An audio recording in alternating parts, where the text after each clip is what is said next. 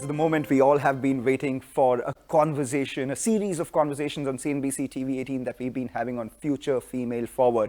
It is the week of the International Women's Day, but for us, it is Women's Day on a daily basis. And for those who watch a lot of content, it is Women's Day, week, year, and moments on the multiple pieces of content that everyone watches. And talking about content itself, who better than Masoom Minawala with me today on the show. Thank you so much, Masoom, for joining in. Thank you for having me. Masoom, the OG, you have been blogging, you have been creating content, you've been putting out all sorts of fashion, beauty, empowerment and motivation related stuff way before the word influencer was even coined or perhaps discovered. 2010, that's over a decade. How does it feel?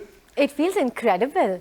I think I have, really been, and I had the honor of witnessing the journey of this industry. It's not just my journey. I've seen this industry evolve it's literally from the caterpillar to the butterfly story, right?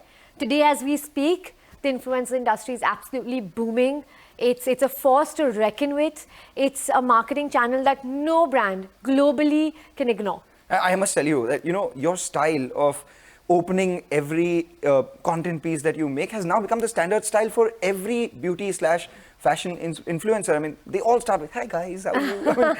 I do a terrible impression of that. No, it's incredible and we salute you for that journey. And thank you so much. Also, Thank you. putting India on the world map in so many places. You were the first Indian to actually be invited to the Milan Fashion Week. You've done a bunch of stuff with Cannes, etc. And you've actually, championed the cause of influencers and digital content creators getting a seat at the table of global celebrities? That is very kind of you. But it's been a very interesting journey, right? Because when you're one of the very first to do something, there is a lot of difficulty and a lot of obstacles that you face because you're one of the first to do it. So you haven't figured out your way. There's a lot that you have to learn and too many failures, right? The failures are way more than the wins. But that win that you get, right, is so sweet because you're actually opening that door for thousands and thousands more people. So I think that ROI, the return on this investment is absolutely so high because it's impacting the industry as a whole. So me going for an international fashion week, today, and at that time, I would walk into a show and there would be no other Indian there. Right. Literally. I would look for a familiar face and unfortunately never find one. And today when I go for a fashion week, almost like 10 or 15 seasons later, I go with friends. I go with people from my industry. And it's so heartwarming to see how we've all kind of progressed. Well, the tribe is growing and you have enabled that tribe to grow as well, championed their cause through and through. But talking about championing causes out here, you do have a series of content, products that you put out as well under Empower. That is basically for on the sidelines of the G20 foreign ministers meeting, what do you intend to achieve out of that? Can you give us some examples all the that foreign have actually changed ministers people's and lives? held key bilateral meetings with foreign I think ministers of I've Australia, always enjoyed China creating and content that Russia impacts as well. people's lives. On that note, we But take a that is short also break. very But don't authentic and coming from a genuine place. And something that I have, been through in my journey is face that inequality a little bit. Being a little bit of an understatement, but I've been a woman entrepreneur and been treated as a woman entrepreneur versus just an entrepreneur, right? Which is what I would have liked it to be as. Yep. And I've had so many failures in my journey. And through this content series, I like talking about and sharing what those failures have been, what some tips and tricks have been. When anyone asks me about my business, and I get this comment very often, that how are you so open about what you do? How are you so agreeing to share industry secrets? Right. Even something like how I get to an international fashion week, how I get to a red carpet, how I shoot my content, what my team comprises of, what do people in my team do?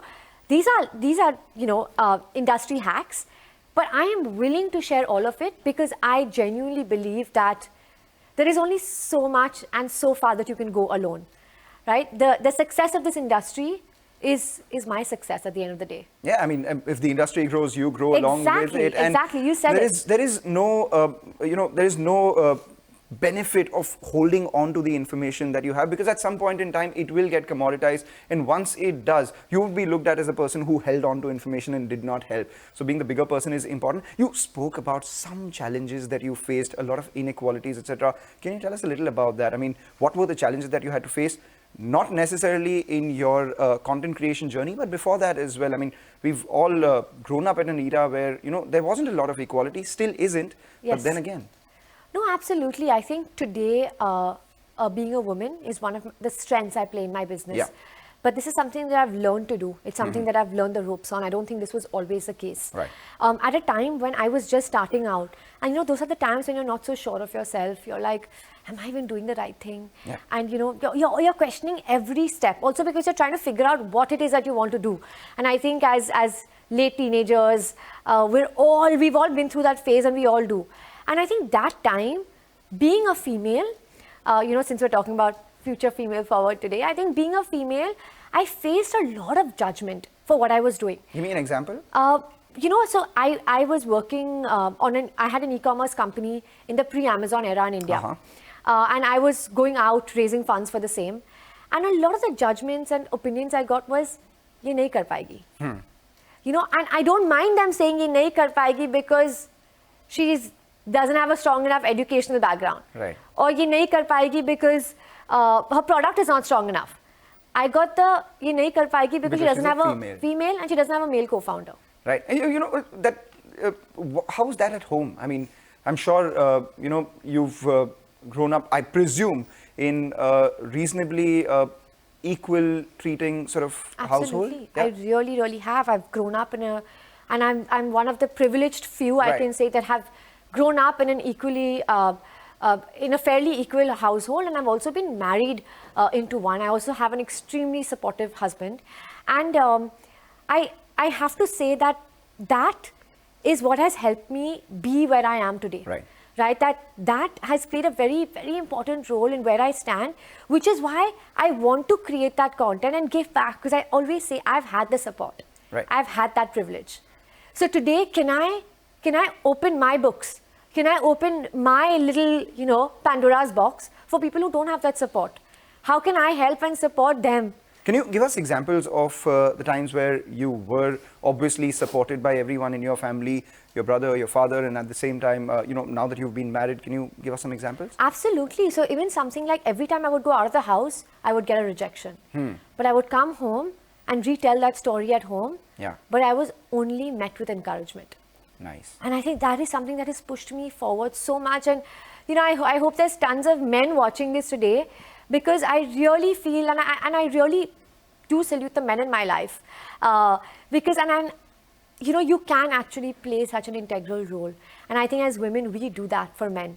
And I'd love to see that. I'd love to see men do that for women as well. Well, from the perspective of the entire mankind, so to say, I can promise that we'll all only try our best.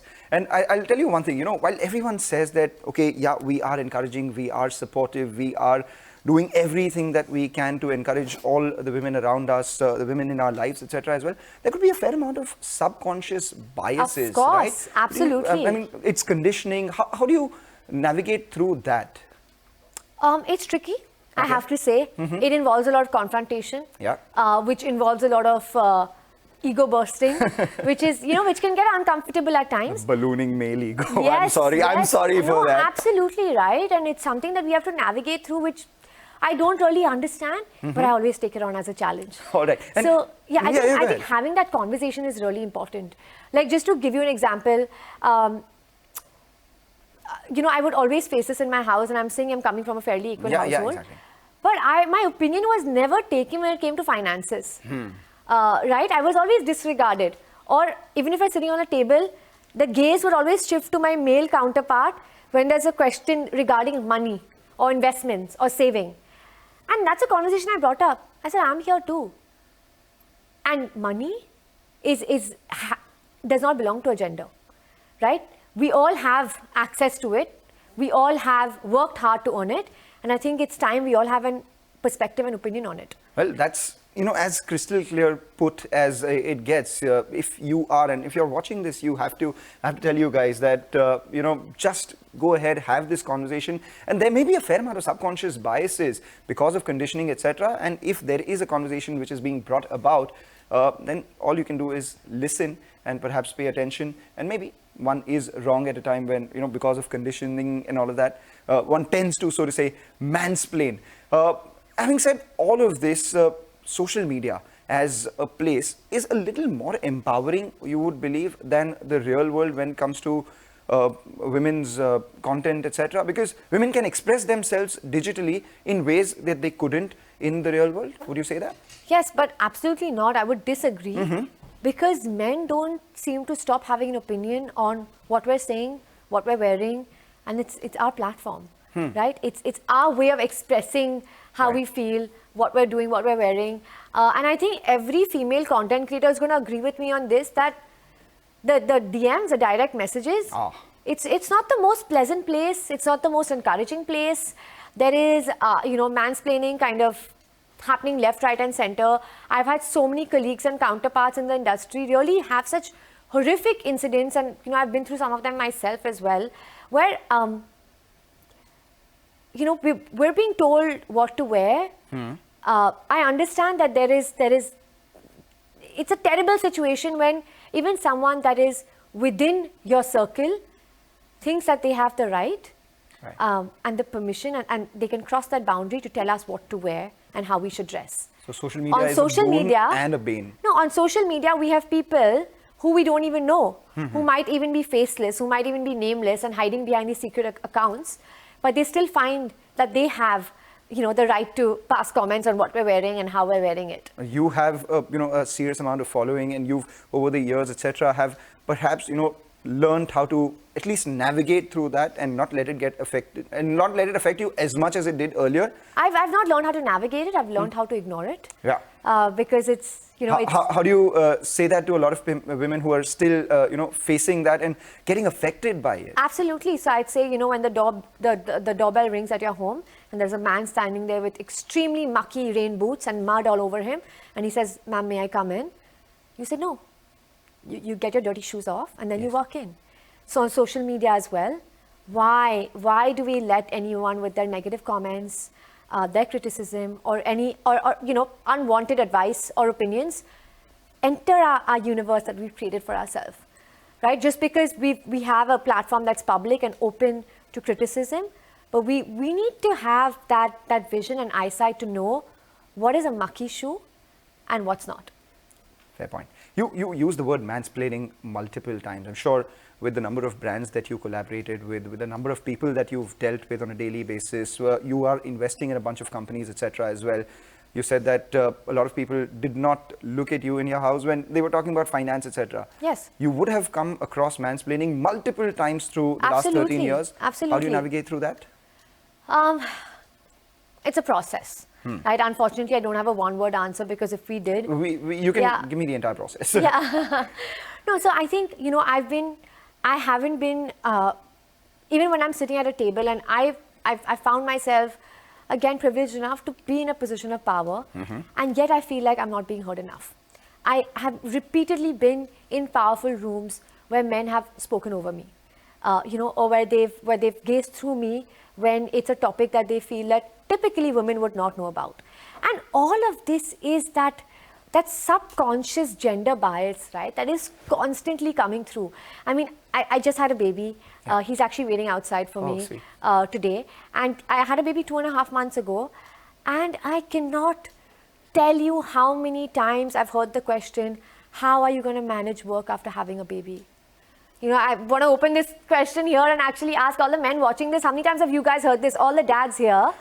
How many times have you guys heard, after having a baby, how are you going to manage work after having a baby? You managed to walk on all the ramps with a lot of aplomb when the baby was inside of you. And then within 2.5 months, you're here. So obviously, you're doing extremely well managing both your work and the baby. And these are not mutually exclusive events. Honestly, I'm doing terrible at it. Okay. My point is that I'm possibly not doing the best at it. It doesn't matter. So what you're doing, exactly. I think it's the showing up. Right? It's the trying to do it. And it's the don't question me for it, right? And if you're questioning me, question that other gender as well. I completely agree with you. The other thing is that you said that, people consider women to be good at specific roles and men to be good at specific roles or vocations, etc.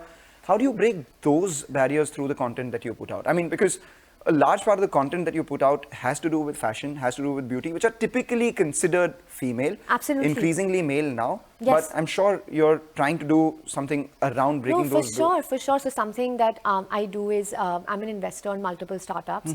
And that's something that I actively talk about on my social media because of the alarmingly low rate of female investors in our country.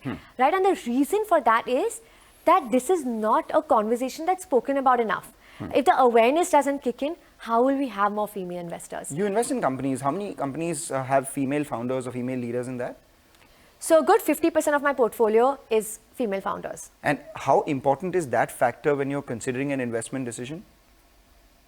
I'm biased, and it's extremely important. Well, and the other factor is that at the start of the line, which is at the start of the workforce, or the women who graduate from colleges, etc., they're equal to the number of men. But at the end of the line, finish line, which is the leadership, etc., there's just 23% women leaders across the world. What is it that is stopping, apart from the glass ceilings, etc., that, why is it that women just can't break the mold and be leaders? How do we fix that? I'm all for it. I mean, we're currently being given a toothpick, right? Yeah. To break that glass ceiling. So it's not, we're not even attempting to break that glass ceiling, but then it's like at every step of the way, instead of that hammer or shovel, we're handed that toothpick. So I think it's a lot to do with also the resources that we're handed. There's that belief system that kicks in, right? Like we were talking about, that subconscious, like that upbringing. I think that upbringing is so important in the men and women around us, that belief that we really can do it all. That every time we are questioned, why, when I face a rejection every time outside in the world, why have I been able to bounce back and, have had the honor to stand in front of you today and have a conversation about future females? Because I've had that sounding board that says, you can do it, you can do it, you can do it. Don't listen to them. Keep going. Now, a lot of the times, people might not be privileged enough to have that family saying it to them. And you have to be that person for yourself. So you do have a lot of women reaching out to you and telling you, I presume, that you are their inspiration, etc. How do you help at your and they're also level? sharing their obstacles with me, right? And as much as I can, I'm trying to be that person who's saying that, I believe in you and keep going for it. Sometimes when I'm not able to do it, say on an individual basis, that's what my content is speaking about time and again. Why am I talking about being a new mom and going back to work so soon, right? I'm talking about it because I'm hoping for that to subconsciously be able to rewire women's brains, that you can do it too. What about women supporting women? Because we've heard about, obviously, men being a lot more supportive. They have the subconscious biases that needs to be broken. But there are a lot of women who are not still supporting women. Yes, I agree, but I think it's a process.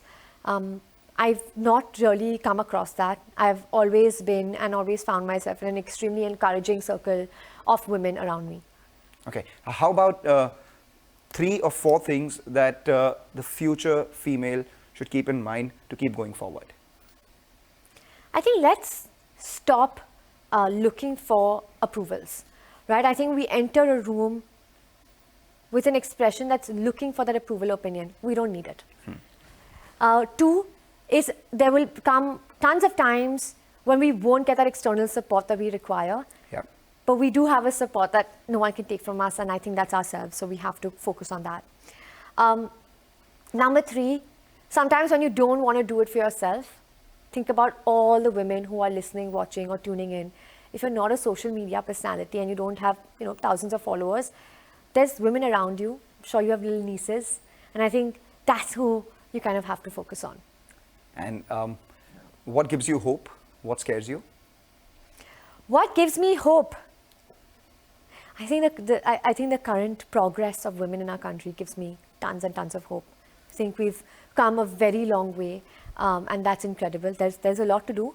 We're still, the wage gap is pretty high, but we're working on it. I think we're getting better. Wage gap actually, just sorry to cut you there, because yesterday itself we got that Moody's report which said that if there was gender parity, the world would be richer by $7 trillion. That's almost 2 Indias coming to the world. Absolutely, absolutely. So I think that's what we need to focus on.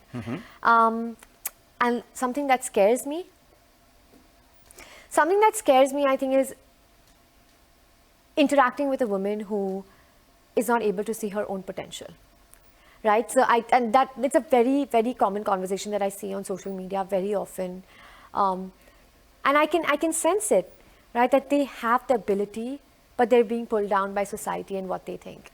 And for anyone tuning in, I'd love to remind you of that mucky boot story. That don't let them in.